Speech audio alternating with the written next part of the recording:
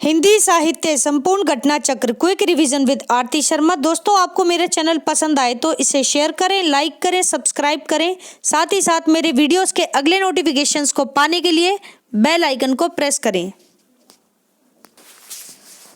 दोस्तों, आज हम करेंगे घटना चक्र का पार्ट 118।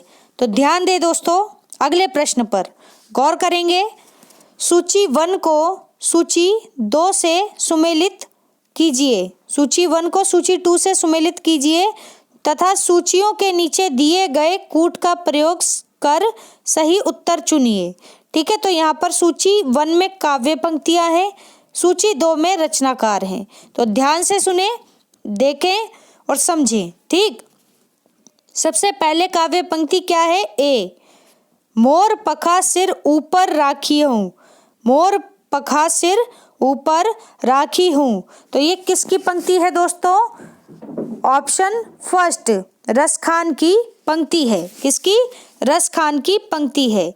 इसके बाद है ऑप्शन बी, बसौ महारे नैनन में नंदलाल। बसौ महारे नैनन में नंदलाल। तो किसकी पंक्ति है ये? ये है मीरा की पंक्ति। किसकी? मीरा की पंक्ति। ठीक है, फिर है ऑप्शन सी, भक्तन को कहाँ सीकरी सो काम। भक्तन को कहाँ सीकरी सो काम। ये पंक्ति किसकी है दोस्तों? ऑप्शन 4, कुंभन दास। कुंभन दास की पंक्ति है, भक्तन को कहाँ सीकरी सो काम। ठीक है, इसके बाद है प्रीति कर दीन ही गरई छुरी। प्रीति कर दीन ही गरई छुरी। ठीक है, तो ये पंक्ति किसकी है? ऑप्शन 3, सूरदास। सूरदास की पंक्ति है। ठीक है, देखते हैं व्याख्या। यहां पर दोस्तों दिए हुए प्रश्न के जो कूट थे, तो दोस्तों यहां पर दिए हुए प्रश्न का जो कूट था, सूची 1 और सूची 2, ठीक है, ये सुमेलित हैं। देख लीजिए। मोर पंख सिर ऊपर राखी हूँ, रसखान की पंक्ति। बसो महारे नैनन में नंदलाल, मीरा की पंक्ति। भक्तन को कहाँ सीकरी सो काम। ठीक है, कुंभन दास की पंक्ति है ये। फिर है प्रीति कर दीन ही गरई छुरी, यानी प्रेम करने के बाद जो छुरा भोगते हैं ना, ये इसका अर्थ ये है पंक्ति का। तो किसकी है ये? सूरदास की पंक्ति है। ठीक है, ध्यान रखें। अगला प्रश्न है, जरा ध्यान से सुने दोस्तों। उर में माखन चोर गड़े। उर में माखन चोर गड़े, अब कैसे हूँ निकसत नहीं उद्धव। उद्धव मीन्स उद्धव।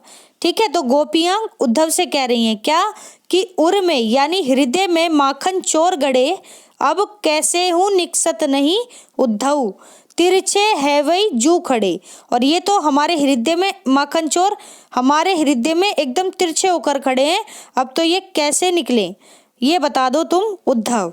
ठीक है, जब वो आ रहे थे ना, गोपियों को उद्धव आए थे और योग का संदेश दे रहे थे कि अब आप योग में अपना मन लगाएं, तब ये जवाब दिया था गोपियों ने। ठीक है, कि कृष्ण यानी माखन चोर मीन्स श्री कृष्ण। ठीक, कि उर में माखन चोर गड़े, अब कैसे हूँ निकसत नहीं उद्धव। तिरछे है वही जो अड़े। ठीक है, ये पंक्तियां किस कवि की हैं? तो ऑप्शन ए, सूरदास की पंक्तियां हैं। किसकी? सूरदास की पंक्तियां हैं। नवोदय विद्यालय प्रवक्ता परीक्षा 2014 का प्रश्न है ये। ध्यान से देखें व्याख्या। गौर करेंगे दोस्तों। भगवत कृपा की प्राप्ति के लिए सूर की भक्ति पद्धति में अनुग्रह का ही प्राधान्य है। किसका प्राधान्य है? सूर की भक्ति पद्धति में अनुग्रह का ही प्राधान्य है। किसके लिए? भगवत कृपा की प्राप्ति के लिए। ठीक है, अब ज्ञान, योग, कर्म, यहाँ तक कि उपासना भी निरर्थक समझी जाती है। तो ध्यान दें, ज्ञान, योग, कर्म, यहाँ तक कि उपासना भी निरर्थक समझी जाती है भगवत कृपा की प्राप्ति के लिए। ठीक है, केवल भक्ति पद्धति में अनुग्रह का ही प्राधान्य समझा जाता है सूरदास के अनुसार। आगे देखें, उन्होंने भगवत शक्ति, भगवत आसक्ति के एकादश रूपों का, एकादश मीन्स 11 रूपों का वर्णन किया है। नारद भक्ति सूत्र, नारद भक्ति सूत्र के अनुसार आसक्ति के एकादश रूप इस प्रकार हैं। किस प्रकार देखते हैं, तो भक्ति के एक नारद भक्ति सूत्र है। ठीक है, सूत्र मीन्स फॉर्मूला, यानी सूत्र इसमें बोलेंगे। संस्कृत में जो श्लोक होते हैं उनको भी कभी कभी सूत्र मान लेते हैं। ठीक है, संस्कृत में लिखे जाते थे, तो ध्यान दें। नारद भक्ति सूत्र के अनुसार आसक्ति के एकादश यानी 11 रूप इस प्रकार हैं। क्या, ध्यान से सुने।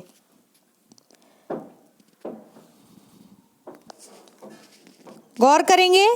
गुण महामात्या शक्ति, गुण महामात्या शक्ति, रूपा शक्ति, पूजा शक्ति, स्मरणा शक्ति, दास्या शक्ति, साख्या शक्ति, कांता शक्ति, वात्सल्या शक्ति, सात्य निवेदना शक्ति, तन्मया शक्ति और परम विरेहा शक्ति। ठीक है, देखो सब में अंत में आसक्ति वर्ड जुड़ रहा है। अगर आसक्ति हटा दे तो नॉर्मल देखते हैं कि क्या वर्ड बनेगा। सबसे पहले गुण महात्म्य, गुण महात्म्य, फिर है रूप, फिर पूजा, फिर स्मरण, फिर दास्य, फिर सख्य, फिर कांत, फिर वात्सल्य, फिर सत्य निवेदन, फिर तन्मय और फिर परम विरह। ठीक है, इन सब के अंत में आसक्ति जोड़ देंगे तो जो आपकी स्क्रीन पर शब्द हैं वे शब्द बन जाएंगे। जैसे गुण महात्मा शक्ति, रूपा शक्ति, पूजा शक्ति, स्मरणा शक्ति, दास्या शक्ति, साख्या शक्ति, कांता शक्ति, वात्सल्य शक्ति, सात्य निवेदना शक्ति, तन्मया शक्ति और परम विरहा शक्ति। ठीक, यद्यपि सूर ने इन सभी का वर्णन किया है, सूरदास ने इन सभी का वर्णन किया है, और ये क्या है, आसक्ति के 11 रूप हैं। ठीक है, किसके अनुसार, नारद भक्ति सूत्र के अनुसार। आगे देखते हैं।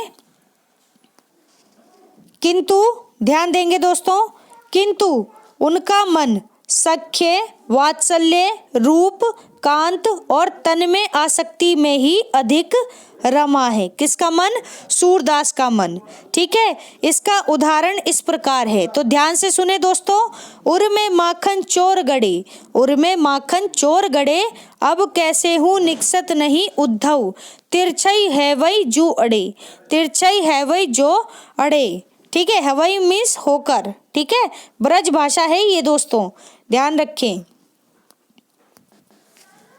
तो दोस्तों हमारा अगले विषय स्टार्ट होगा काव्य शास्त्र। तो इसी वजह से, क्योंकि नया विषय है तो नए वीडियो बने तो ज़्यादा बेहतर है, इसीलिए ये वीडियो जो है बहुत छोटा रखा गया है, क्योंकि यहाँ पर विषय समाप्त हो रहा है। ठीक है ना, तो इसीलिए हमारा आज का ये वीडियो यहीं समाप्त होता है। Thanks for watching. अगर आपको मेरे वीडियोस पसंद आ रहे हैं तो इन्हें लाइक करें, शेयर करें, मेरे चैनल को सब्सक्राइब करें, साथ ही साथ मेरे वीडियोस के अगले नोटिफिकेशंस को पाने के लिए बेल आइकन को प्रेस करें। धन्यवाद दोस्तों।